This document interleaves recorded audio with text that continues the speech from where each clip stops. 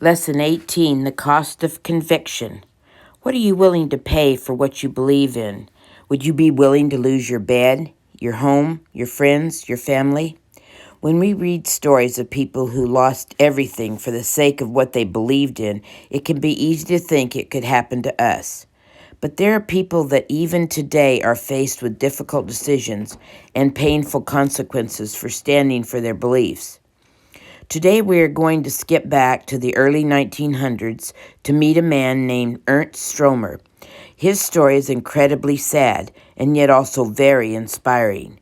As we learn about his life and the world that he lived in, try to write down or dictate on your notebook page at least one thing that you admire about his choices that he made. Meet Ernst Stromer.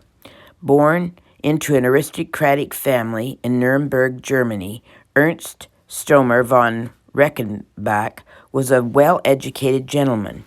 He studied medicine for a time before switching gears to focus on geology and paleontology instead. He made multiple trips to Egypt, where he found fossilized oyster shells and coral amid the Bahara oasis, which proved that it had once been an ocean. Along his travels, he came across some dinosaur bones, but was unable to fully excavate them before he had to leave again. He left his fossil hunter, Richard Markgraf, in Egypt to collect fossils in that region, with express orders to ship them to him in Munich, Germany. As per his instruction, Markham sent a shipment of curious fossils in 1912.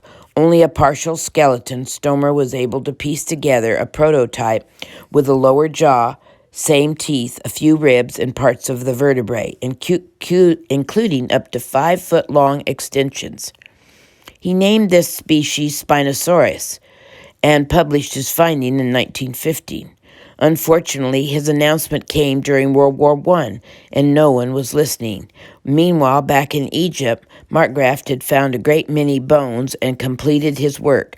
However, when he went to the shipping port in Cairo to send them off to Munich, he found it a changed place. With war on the horizon, distrust was everywhere, and Germans, even professionals and those who had once been friends and colleagues, were considered suspects. In the end, Egypt would not allow the shipment, which meant that Markgraf and his family could not be paid for his years of work in the field. A short time later, Stromer received a letter, this time from Markgraf's wife, who told him that they were in dire straits and that her husband had died. Stromer sought that help of his colleagues to pay her for the fossils and keep them safe. Things were at a standstill for Stromer's work during the war.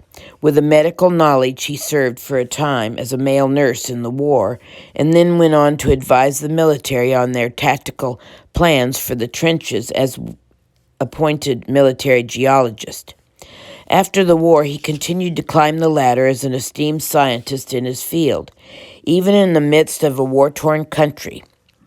After he got a job as chief conservator and then was named honorary professor at the University of Munich, Stromer's career seemed to be on the rise.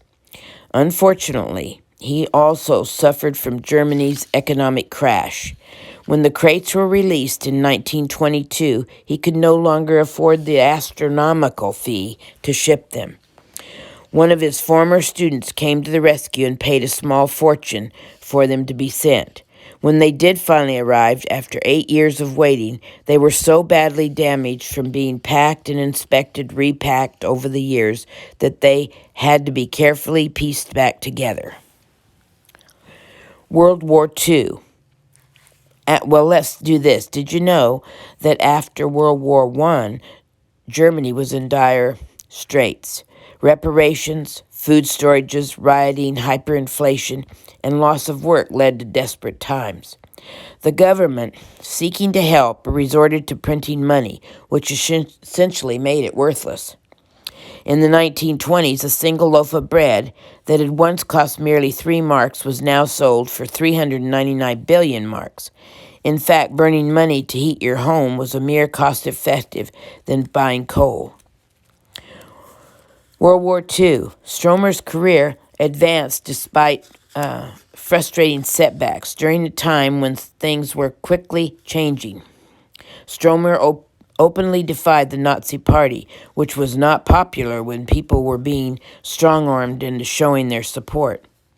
During those times, you had to prove that at least back to your great-grandparents, you were not of Jewish descent.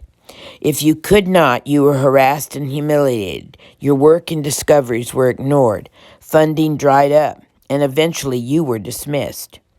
For anyone who was not Jewish, the options were simple: support the Nazi Party or lose your job. What do you think most people did? Stromer's family name protected him from an open retaliation from the government, so they sought to punish him in other ways. First, he lost his job and position both as professor and chief conservator. While these were undoubtedly difficult for Stromer, he did not retire quietly. He continued to hold friendships and acquaintances with Jews, and even protected one until she was finally arrested. He was openly defiant of the Nazi Party, and his conviction continued to cost him. With World War II upon them, Stromer continually implored the new Nazi head of the Bavarian State Collection of Paleontology and Historical Geology to move his fossils to a safer location, but was refused. Shortly after this, the Nazi Party conscripted Stromer's 3 sons to the front lines of the war in Russia. 2 were killed and the 3rd disappeared. A devastating hit. The final blow came in 1944 when an air raid destroyed the museum and the collection was lost. Stromer's entire work disappeared. Carcharodontosaurus. Before they were destroyed, Stromer was able to identify and name several new species of dinosaurs from the bones he carefully repaired in the shipment from Egypt. One of these dinosaurs was a theropod that appeared to be bigger than the T-Rex. He named it the Carcharodontosaurus, though he didn't have a complete specimen and the original Holotype was destroyed. His notes, sketches, and photographs remain for a time before disappearing into obscurity. About 70 years later, Paul Sorrento and his team found a nearly complete skull that closely matched Stromer's publication of the Carcharodontosaurus, thus bringing his name and work back into the public arena. Some quick facts were the name Carcharodontosaurus meant shark-toothed lizard. It was found in Morocco, and its diet was carnivorous. Its size was up to 42 feet long. The Carcharodontosaurus has been found in Algeria, Brazil, Egypt, Morocco, Nigeria, and Tuscany. Estimated to be over 40 feet long from head to tail, it was believed to have lived before the T-Rex. Despite its larger size, its skull had a much smaller area for its brain, which led scientists to believe that it was not as intelligent as its cousin, the Tyrannosaurus rex. A meat-eater with serrated teeth, like the shark, it was named after the apex predator, was at the top of the food chain. A meat-eater with serrated teeth like the shark, it was named after the apex predator, was at the top of the food chain, likely feasting on a diet of smaller dinosaurs or whatever it could capture. The Spinosaurus was found by Stromer remained a mystery for many years. While only a partial skeleton had been found, it was incredibly unique. Some of the bony extensions leading from the vertebrae reached as tall as 5 feet. Stromer's initial drawing proposed that it stood upright on 2 feet, similar to the T-Rex. After the holotype was destroyed in the bombing, it would be many years before the rare dinosaur was rediscovered by a man named Nasar Ibram. Ibram had received a box of fossils from a Bedouin nomad in Morocco and was able to deduce that they were, in fact, from a Spinosaurus. He went back 4 years later to find that the same man whom he had found in a cafe in Milan was who helped him locate the source.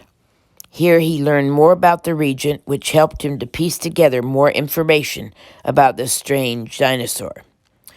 And Spinosaurus means spined reptile. It was found in the oasis in Egypt, and it was a piscivorous, and it was 46 to 59 feet long and weighed 13 to 22 tons. And piscivorous means that it ate fish. The Spinosaurus was huge, with a large bony ridge or sail that assumed to have been used for display and attraction. The new fossils that were found in the 21st century provided further information and showed a very different representation. The most notable difference between Stromer's first drawings and Ibram's were the short black back legs, which caused it to walk on all fours parallel to the ground, perhaps even with webbed feet for swimming. This has been a topic of much debate and skepticism. When Ibram found evidence that the area had once been a riverbed, he hypothesized that the Spinosaurus was a semi-aquatic animal that swam up and down the river in search of fish.